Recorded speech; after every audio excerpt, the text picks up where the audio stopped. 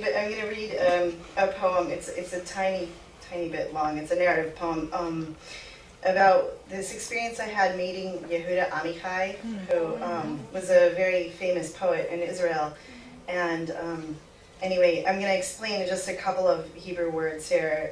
The Hasidim, it's a very religious, like sort of an ultra-Orthodox sect.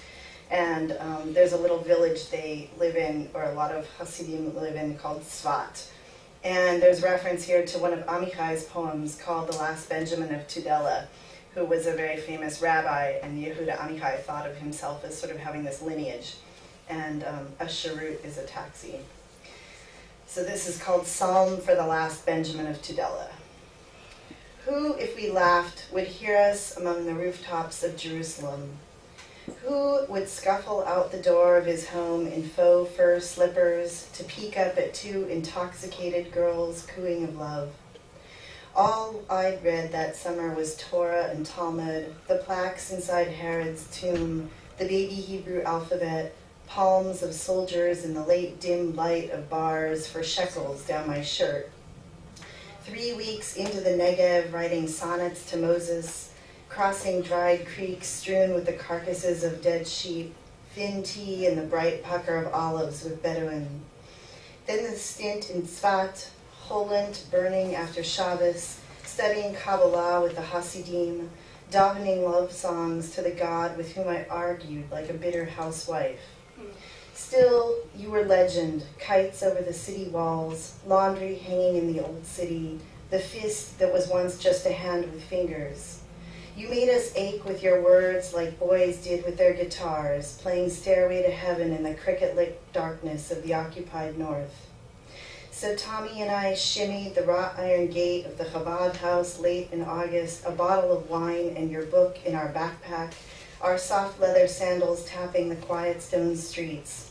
Yesh lechem sigario, she asked the soldiers at Zion Gate, and they flicked us 4 parliaments. Hot red nubs glinting as we climbed the stairs to Yamin Moshe, where we heard you lived. Little house after little house, little mouse and houses, and not a single name on the door fronts, just the mezuzim waiting to be kissed, endless ropes of bougainvillea glowing fuchsia in the whole moon. We cracked the cap on the bottle, settled in on the first planked roof we could climb, began a list of boys we dreamt about. I'd write 6 poems for his lips, I said of Hanan. My God, they were beautiful, moving slightly with fever when he lay in bed after a scorpion bite, asking me to sing him to sleep. He didn't smell like the boys in California, all soap and copper tone. His skin was smoky and dark, warm dates, baba ganoush, pita, jasmine. And his hands, I said, those fingers, those long fingers. And it was just then that you came out of your house in slippers, saying in Hebrew, "What in the name of God are you doing on my roof?" And I think I said, "Looking for Yehuda Amichai." And you said, "I am Yehuda Amichai."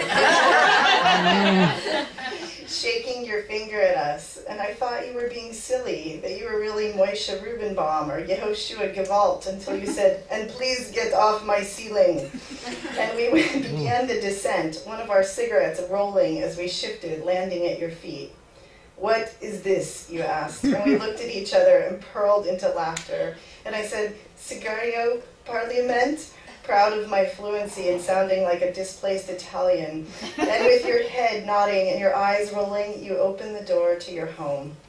Even now, Mr. Amichai, I don't know much about God, but holiness was a night in your kitchen, sobering up on bread with cream cheese and sugar, drinking Nescafe and speaking to you of small things. Music, the landscape of sage, the end of summer, how I loved Israel. "How do you love this horrible place?" you asked. And I remembered the end of The Last Benjamin of Tudela, how you didn't kiss the ground when they brought you here as a boy, but now she kisses you and holds you and clings to you with love. You took my hand and squeezed it as the Arab cherut arrived. You paid him and spoke to him with kindness, offering your hand to his hand, your cheek to Tommy's cheek, your cheek to my wet cheek. I didn't kiss the ground either, each of the times I've arrived in Israel. But I imagine if you were here now, you might invite me to spit on her sidewalks with you. So instead, I offer my gratitude, song of thanks for your bread and your time, your rooftop and your words.